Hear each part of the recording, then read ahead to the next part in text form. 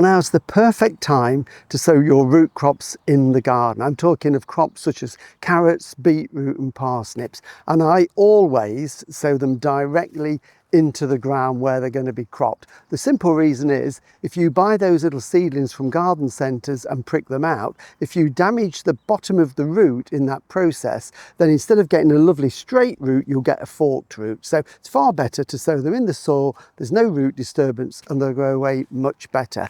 As for timing, well, here we are now. It's the 3rd week in April. You could have started maybe a couple of weeks ago if you live somewhere mild. We're in Lincolnshire. We've had some fairly cold weather, frosty nights. We've had drying winds, a few sunny days, real mixture really that you get at this time of the year. So I tend to wait until now, but we can sow them right the way through this month into May and even June and still get really good results. So there's absolutely no rush to do it if the soil isn't right.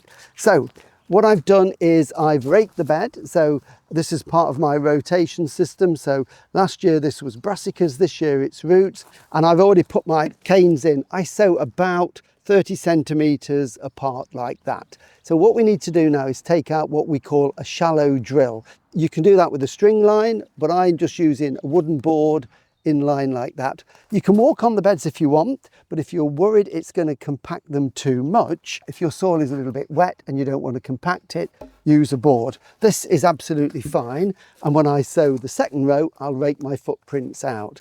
So what I've got here are various packets of seed. So what I'm going to sow on this first one is a mixed packet here. So this has got lovely reds and oranges and yellows and purple carrots in there. So we're going to sow that one. So we'll take out the drill. Also need to thank our sponsors, of course, who are King Seeds and Cobra Garden. So thank you for your continued support in our videos. I use a little trowel. I just use the pointy bit on my trowel and I'm just taking out a shallow drill. And if I just move that, we can see there roughly, it's probably about a centimetre or half an inch deep. And I do that and it just means I can get a nice straight row all the way down there.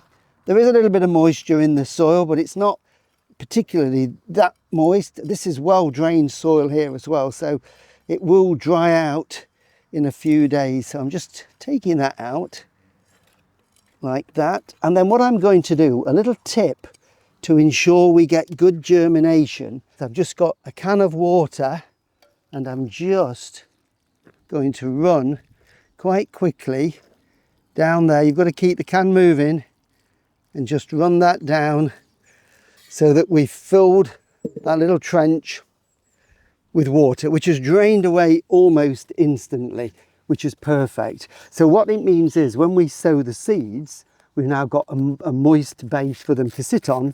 So even if the top dries out a little bit, it means we've got moisture there where it's needed. Now the sowing, whether you're sowing parsnips, beetroot or carrots, is the same. Carrots is the smaller of the seed, so I thought I'd sow that one. The secret is to sow them thinly. And this has actually got a little hole in it there, so I'm just going to sow that. So this is, sow them nice and thinly and evenly along the row. And I find it often better to just get the seeds out and put them on your hand like that. We can see we've got the seeds there quite small with the carrots. Parsnips are bigger, so they're easier to handle, and so is beetroot. And with parsnips, you can sow them further apart with the beetroot too.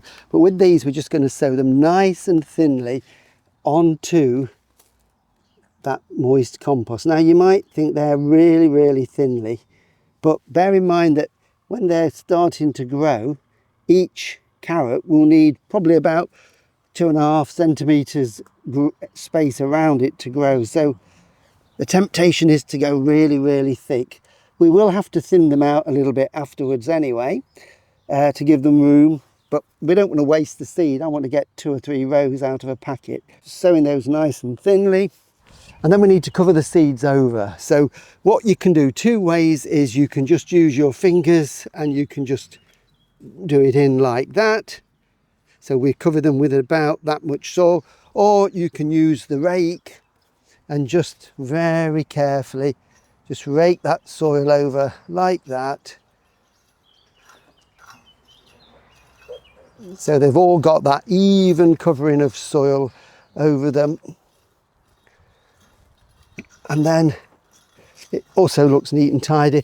And then I use the rake just to give them a very, very light tamp down. Again, that just squashes a little bit of the air out so that the seeds aren't surrounded by air. You need moisture there and they will be absolutely fine. Now, if you're worried that it's going to stay dry, we've got forecasts for the next few days it's going to be dry. You can also give them a drink as well, just to moisten that top. So again, I'm using the watering can with a fine rose on it, and I'm just giving them all the way down the row a soak. So that means that moisture will soak down through that topsoil to where the seeds are, which are already sitting on some damp soil. So that means they're not going to dry out in a hurry. There'll be moisture there for them to germinate. And then hopefully what will happen is we'll keep an eye on them. If it stays really dry, I might water them again. Or another little tip that some people use is if you've got some offcuts of timber, little planks like that, you can just literally lay that over where the seeds are. And what that will do is stop the sun drying up the soil and the water evaporating. But what you've got to remember is keep your eye on that, and you know, after a week or so, just pop underneath, and as soon as you see that first little shoot growing, take it off, otherwise you've completely ruined them. You could put some fleece on as well. If you've got a piece of fleece, cut it, peg it down, that will just help to stop that surface soil drying out. I'm going to leave mine as they are, and I will just keep an eye on it, and if the soil is really dry, I will just give it a water every 2 or 3 days until those seedlings pop through. So now is the perfect time. Carrots, beetroot, parsnips, get them in the ground, maybe sow some more in a month's time so you've got that succession, and then you'll have those lovely tasty crops right the way from midsummer through until autumn. Don't forget the label to remind you what you've sown.